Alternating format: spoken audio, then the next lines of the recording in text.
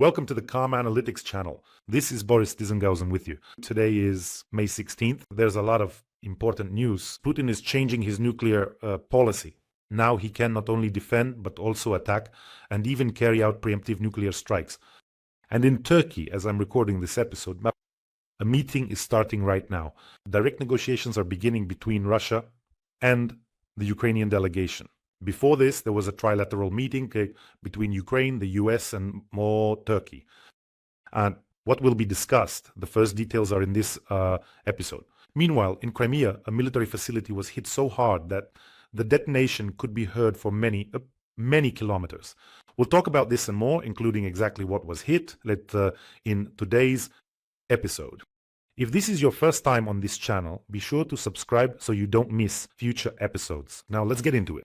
So the meeting between Ukraine and Russia has begun. The negotiations will take place without intermediaries. This was a demand from the Russians that there be no US representatives at this meeting. As for the Turkish representatives, they will greet everyone as a matter of protocol and then leave. Before this meeting, US representatives spoke with members of the Russian delegation. And following the example of their boss, the Russian delegation, of course, was late to the meeting with our Ukrainian delegation. By the way, what kind of crude diplomacy is this, always being late? I mean, Putin has practically turned being late into a whole system. He made some people wait 15 minutes, others an hour, and some even longer. Honestly, I don't know whether Putin thinks that by being late to meetings, he somehow gains an advantage. Well, in general, it's hard to say, although there is an explanation for this in the book by Putin's ex-wife, who wrote that he treated her the same way when they first started dating. He would make her wait for an hour, even two, and would drive her to tears. And it didn't matter if it was cold or hot. So when she would say that she was done, just ready to leave, he would appear from around the corner, looking pleased. Putin. And in this way, well, I don't know what. Maybe he was dominating her or something. It's hard to say. Although there's another interesting detail in this book. Putin was never late for work, so he has a very clear hierarchy. With those above him, he would never allow himself to do that. But with those he considers weaker, those over whom he wants to assert dominance, of course, that's where he uses this kind of thug diplomacy. So in general, Ukraine is represented at the meeting by Yermak Sibiga Umerov and the head of the office's freelance advisor, Alexander Bevs. Let me remind you, our delegation has a mandate to discuss, at least this is what is definitely known, a mandate to discuss an unconditional ceasefire for 30 bone days. They're also planning to discuss a possible meeting between Putin and Zelensky, although I think Putin's main fear will be that he'll just get blatantly squeezed at this meeting. He probably does have such concerns. And if now at this meeting of our Russian delegation, there starts to be some new round of empty talk, Dondi, like we need to discuss the root causes. But what exactly are these root causes? We can't tell you directly here. We can't make a list. Let's first sit down and discuss them and so on. Then everything will become clear. And another important point. The press services, our press service, must work very clearly, immediately putting out our own version, because otherwise the Russian version will be the first to enter the information space. We know very well how skillfully they can twist the truth, and unfortunately, they do it quite successfully. Naturally, the Russian delegation did not want representatives of the United States to be present. Well, it's clear why, so that later in the Numberity, when there are two opinions at ours and the Russian delegations, it's difficult to sort out who's right, who's wrong, and how things are interpreted. But if there's a third party that can confirm things, and that third party is the United States, then there's a much bigger problem. That's why the Russians removed the US from the negotiations. By the way, why is that, I wonder? After all, Putin recently acknowledged the role of the Trump administration in the peace process. So is he not the cool guy anymore? And by the way, Trump is leaving the Middle East without ever coming to the Ukraine-Russia negotiations in Turkey that are taking place right now. And look at what he said, "We'll see what happens with Russia and Ukraine. Now it's time to go home." He also said that he would meet with Putin as soon as we can, arrange it. Let me remind you that Secretary of State Rubio literally said yesterday that only a personal meeting between Putin and Trump can put an end to this war. So it turns out Trump is kind of all-powerful here. But just recently, Trump personally asked and even demanded a ceasefire, an unconditional ceasefire for 30 days. Did Putin listen to him? So what would change at a personal meeting? Moreover, Trump even made excuses for Putin, saying it wasn't his fault he didn't come to Istanbul, even though he himself chose both the time and the place. It's very double open, like, yes, come to me, but I won't be there because... So Trump was making excuses for Putin, saying, I wasn't there, so why should Putin fly out? And not because Putin is a coward and couldn't care less about Trump's requests. What's more, instead of at least taking a small step toward a peace agreement, at the very least, agreeing to an unconditional ceasefire, for 30 days, Putin deliberately lowers the rank of the delegation in Istanbul. Well, I think here it just depends on how things turn out. So in this case, if the negotiations go more or less successfully, then perhaps the rank of the delegation will be raised, and maybe even the one and only Lavrov might show up there. But honestly, regarding the Russian delegation being just for show, it was aptly said and pointed out. That's why the representative of the Russian Foreign Ministry, Zakharova, had a meltdown. Here, apparently it didn't go without a little drink. Well, just take a look. Who uses the word for show? A clown? A loser? Someone with completely unknown credentials, talking about people who not only have a, yes, basic education, but also academic degrees and merits before the motherland. And here, it's like 10 shades of Zakharova, right? So here she really, you know who she reminded me of? Before the war, I used to love going to the theater. A lot. And there are always some little cafes near the theaters. So I was on Podil in a cafe, not far from the theater on Andrievsky.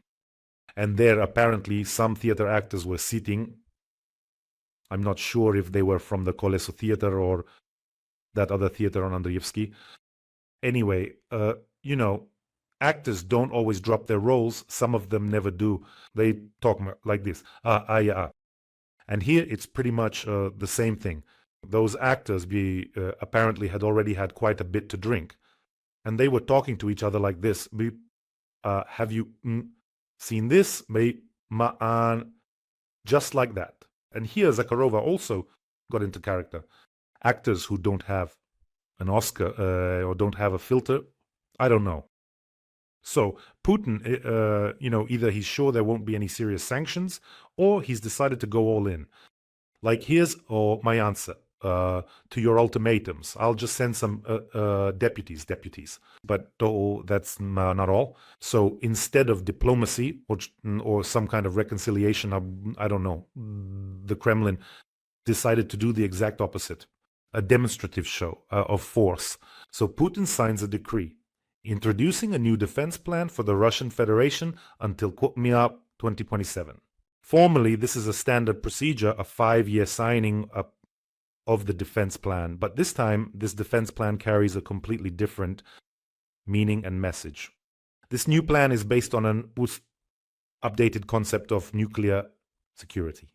This is the main difference. And this means that instead of seeking peace, instead of somehow, reconciling, Putin, on the contrary, now sees nuclear deterrence as not just limited to defense. Russia now officially considers it permissible to use nuclear weapons, not only in response to an attack, but even in the event of a threat to its allies.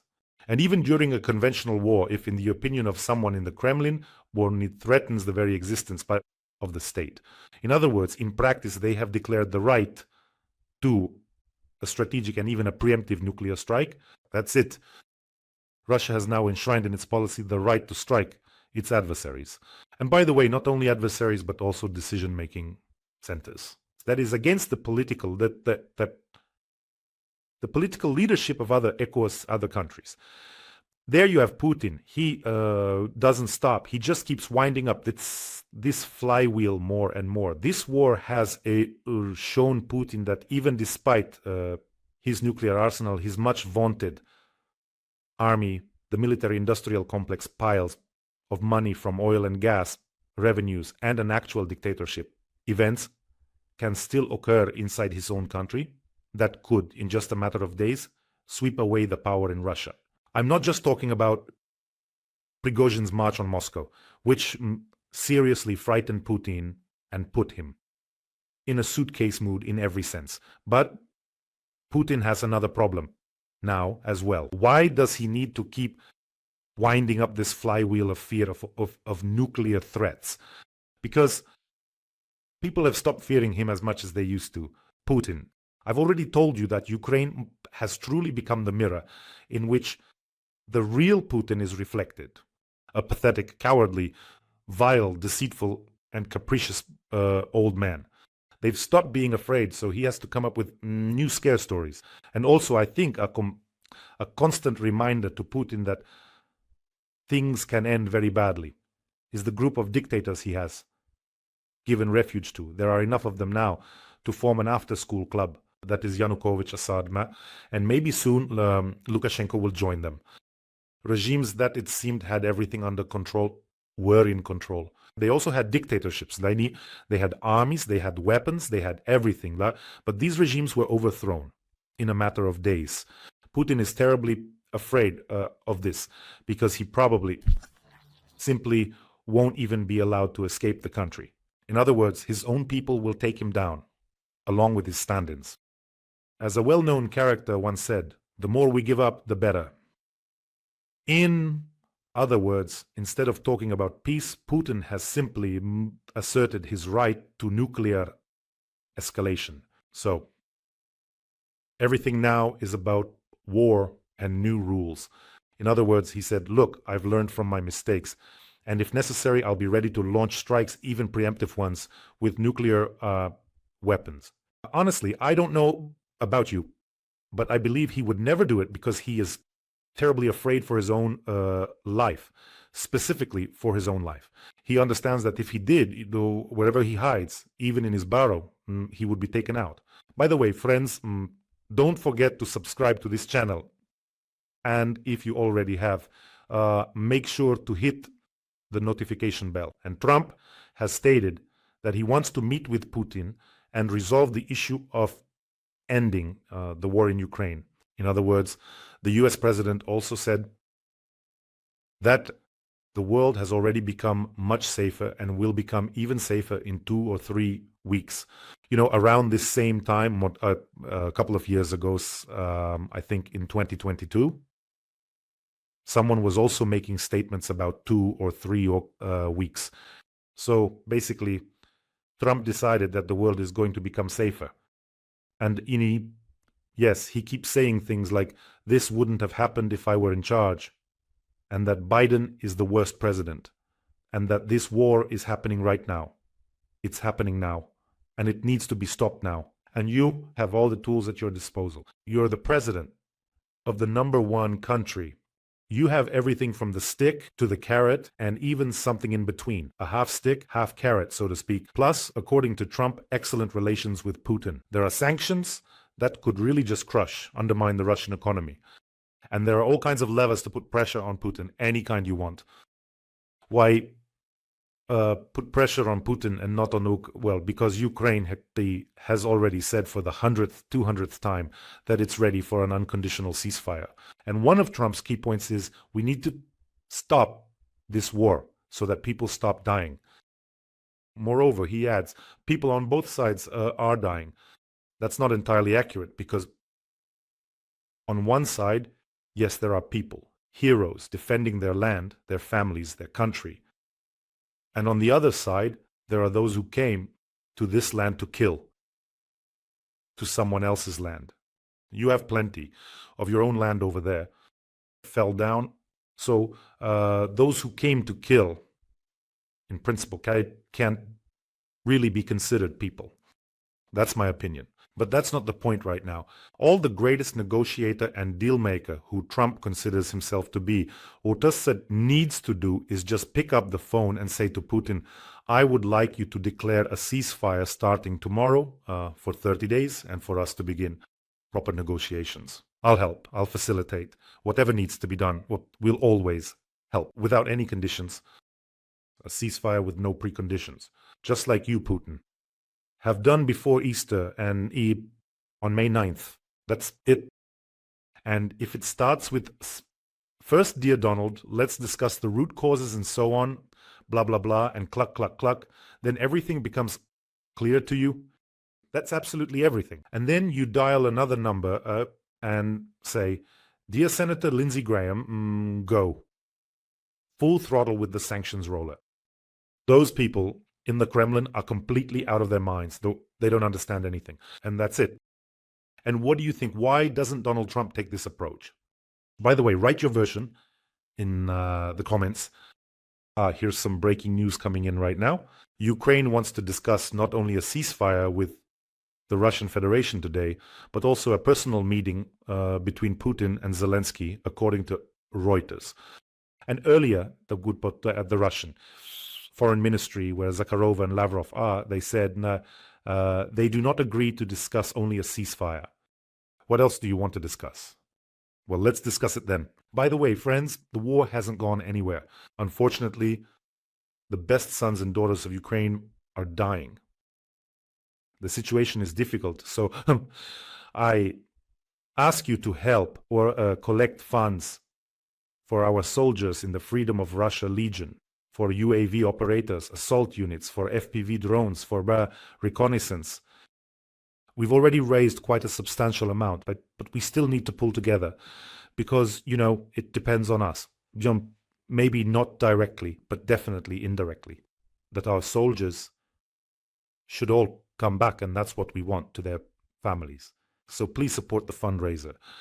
And, FPV and reconnaissance drones are exactly about both destruction and detection. And that's why the guys are doing their best. Because of us, because of you and me. The link to the fundraiser is in the description of this video and also in the comments. You'll also find the Legion's bank card number there. And there's a PayPal option as well for those who want to help from abroad. For that, I always want to say a huge thank you to you, both from myself and from our soldiers. And then there's Crimea, where I was born. Today there was a massive explosion, and not just one. Detonation. An ammunition depot is on fire. Shells are flying in all directions.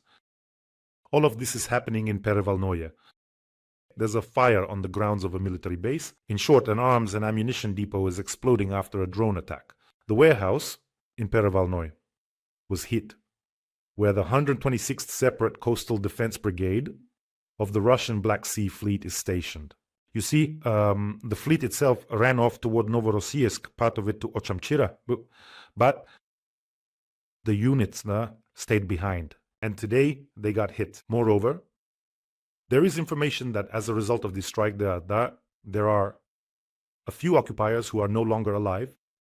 The Simferopol-Alushta highway has been closed to traffic. And of course, the Russian Ministry of Defense reported that 65 of our Ukrainian drones were all shot down. 43 over the water, 21 over the territory of Crimea, and some more elsewhere. In short, and one over the territory of Belgorod region. In short, they claim to have shot them all down. But as for what's actually exploding and detonating, the locals definitely won't lie to you. I think half of Crimea heard those explosions and are still hearing them now. This base was attacked twice, on the 17th and the 25th, on March 17th and August 25th, back in 2023. But here's what's interesting about the brigade that's stationed there. Because they fought, some of them are traitors, because they fought against Ukraine in the Kherson region, Putin awarded this brigade the title of Guards. The most interesting part is that they fought so well that during the battles in the Kherson region, they lost 2/3 of their personnel. That was as of mid-April 2022. And you know what else is noteworthy? that in this brigade there are several ghouls whom Putin even awarded the title Hero of Russia for this war in Ukraine. So one of them actually became a senator in Crimea, but because he doesn't even have a higher education, he has no idea what is expected of him. Basically, the other senators just ignore him there. And remember, Putin S. started the Time of Heroes program, where these so-called SVO participants, so that these ghouls would become not just ghouls, but ghoul officials. This is a classic example of that. Well, as usual, we wish all the ghouls to turn into desks.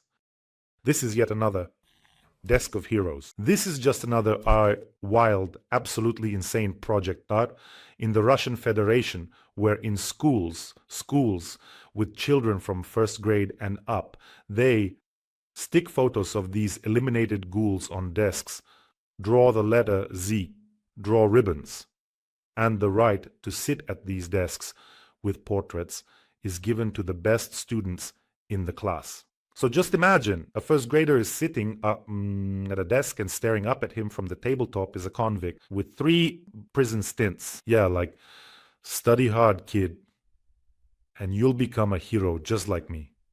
And literally, right off the bat from Crimea, they're warning everyone who filmed the explosions at that military base that now everyone will be visited. And I quote, "Today, the swinish nature of the enemy has shown itself perfectly. The same enemy who so often begs for a 30-day ceasefire on the eve of negotiations in Istanbul." Apparently, the usually strong Crimean air defense didn't manage to cope this time after all. So, look, last night Putin launched more than 100 drones. In other words, Putin isn't stopping, but Ukraine, which is defending its own territory, Ukraine, which is defending itself and hasn't attacked anyone, well, those are supposedly the real cutthroats. The so-called Kyiv regime with which we are all gladly associated. And as for you, friends, there's another one here who just won't calm down. The Minister of Defense of the Russian Federation, Belousov, has arrived in Belarus. He was met by his Belarusian counterpart, Viktor Krenin. Lukashenko simply can't live out his days in peace. Now he's dragging in 150,000 Pakistanis to storm the EU border. And now they're planning to hold some new exercises, these Zapad 2025 drills. In general, instead of living normally with their neighbors and developing their own economy, all their policies are aimed at threatening and causing trouble for others. Right now, I'm talking about Lukashenko and Putin, 2 old senile men who, at the end of their lives, have apparently decided to terrorize all their neighbors. Sometimes I watch Lukashenko's speeches. We are living in difficult times.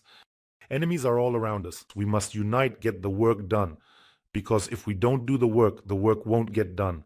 In other words, he's spouting these speeches, these slogans straight out of party meetings. He just forgets to mention one thing. Why have his unfriendly neighbors started building walls and fences and mining the border? Why? Just take a good look at yourself, expired Dranik. If he can barely move as it is, just let go of power. Go to the countryside. Wrap yourself up, I don't know, in a dog hair belt, and just sit there quietly and peacefully. Maybe then no one will come after you with pitchforks. The thing is, both of them are most afraid of their own people. That's why they won't let go of power. And also because they know they'll be the first ones to get taken out. In my opinion, that very moment has come. And as for you, friends, take care of yourselves, take care of your loved ones, and if possible, support the fundraiser. Be sure to subscribe to the channel. Wishing us all a peaceful day, and of course, glory to Ukraine.